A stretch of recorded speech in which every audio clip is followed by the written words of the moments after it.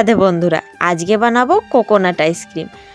এখনো তো গরম ঠিকঠাক মতো যায়নি, এখনো গরমটা আছেই, তাই ভাবলাম আজকে চলো নারকেলের আইসক্রিম বানানো যাক। তার জন্য নারকেলটাকে ছাড়িয়ে আর কুড়ে নিয়েছিলাম নারকেলটাকে।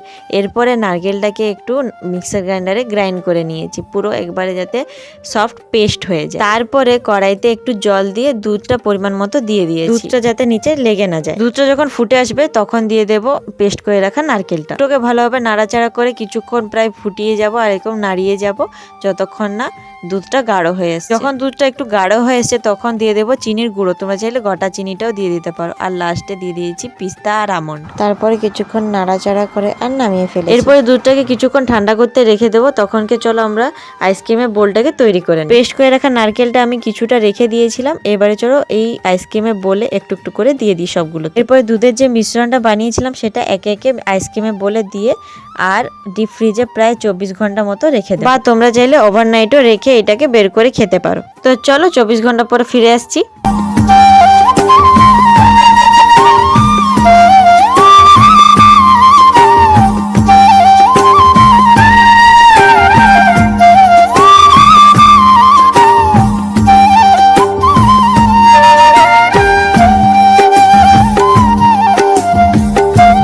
ফ্রিজ থেকে বের করে সঙ্গে সঙ্গে তো আইসক্রিমটা বের করানো যায় না, তাই আমি জলে কিছুক্ষণ চুবিয়ে রেখে দিয়েছিলাম আইসক্রিমগুলো। বেশ, তারপরে তো তোমরা দেখতেই পাচ্ছ কি সুন্দর বেরিয়ে যাচ্ছে আইসক্রিমগুলো।